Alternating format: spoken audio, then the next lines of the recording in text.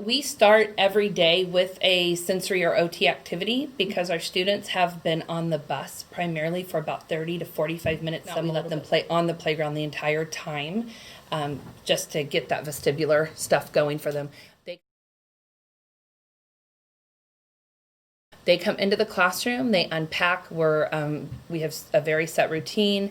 They have a morning warm-up. It's usually reading. When we read in our classroom, we read anywhere we want. You can read on the floor, you can read under your desk, you can read on the couch as long as you're reading.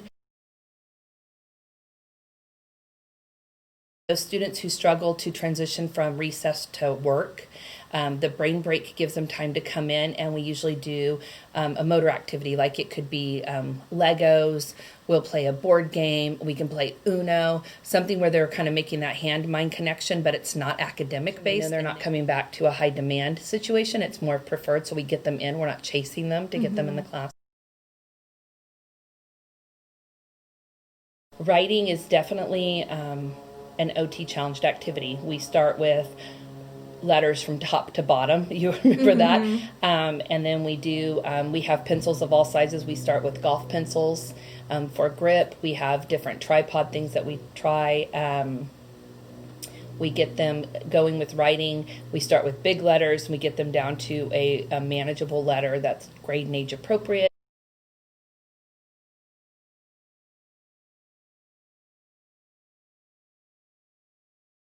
Before lunchtime, we do another, like a Go Noodle yoga activity, or just something to kind of bring us into a state where we feel like we can like calm our bodies, make good decisions on the playground.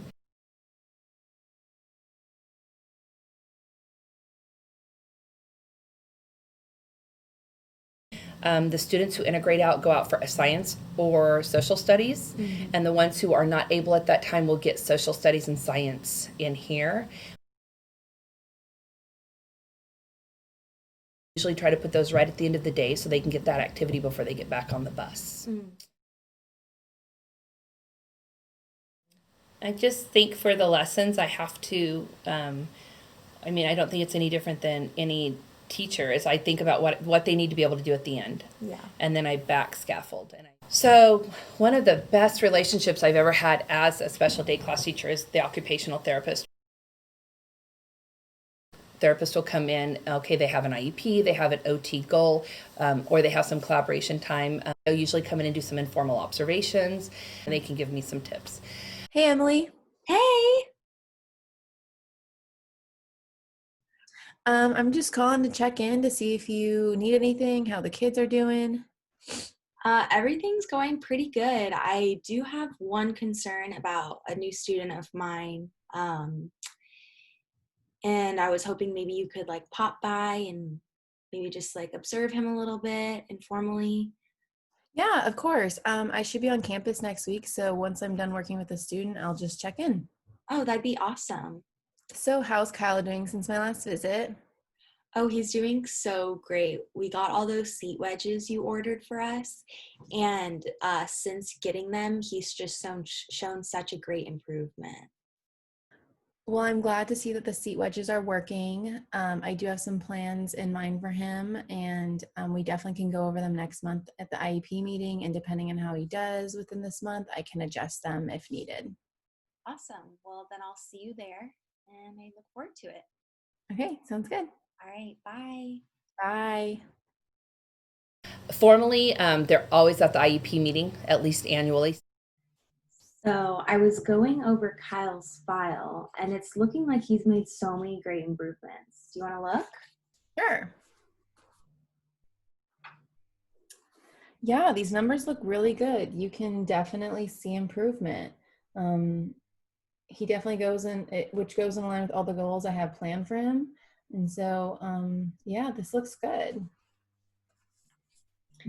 Yeah, I mean, I didn't notice in the classroom because I have so many other students, but now looking at all the data, like in the beginning of the year, he would have an outburst every time we transitioned, and now he's only doing it once after recess. So, I mean, that's amazing. Yeah, I'm glad to see that he met some of the goals. I definitely have to check in at home to see how he's doing there and if he's meeting goals there, but overall, it looks really great. Yeah, and it's a bummer his parents couldn't make it today, but I'll touch base with them on Monday and see if there's anything else that they want to ask you. Okay, that sounds good. Well, it was good to meet with you. Yeah, you too. They're working with the parent, as parent-child OT, and then they're working within our team. And usually the OT stuff will carry throughout the house. I think a lot of people think OT is like occupational, like fine motor skills, but I think in school, the sensory component is far more needed than some. Like, I can teach a student how to write with a pencil, but when I get those students who have autism, have those high sensory needs, high sensory diets, I need another set of eyes to come in and say, what have you seen with other students that I'm missing or that we need to do? So the OT role from 20 years ago when I started teaching, where they were coming in with, writing programs and like pencil grips, has totally changed as autism has evolved to how do we get the student to stay in the classroom. We have a room next door that is completely cleared out, and we have like a crawl through tunnel, Velcro dots, bag of cotton balls. And so when a student just kind of needs that break, we'll go in and we'll pop the bag of cotton balls over the floor, and we'll time them to see how long it takes them to pick up 250 cotton balls. Most classrooms could benefit from an OT coming in and just giving tips and strategies. There are new things that pop up. I mean, there are all of a sudden like a resistance to maybe eating, or just, you have a student who all of a sudden just won't wear shoes or just seems uncomfortable. And we just kind of bring somebody in as another set of eyes. And sometimes it can just be like something they know, oh yeah, I saw this in a student a long time ago, and try this. And given me tips about how to allow a student to wiggle in the desk without bothering anybody else. And so specifics, like we have bands around our desks, and so I'll go before school starts and I'll put a band around their desk. For ones that really need that stimulation, we'll put we'll give them a tennis ball to roll their foot, back and forth on in the classroom, so it's quiet, but they get that feedback of the rolling. Things like that.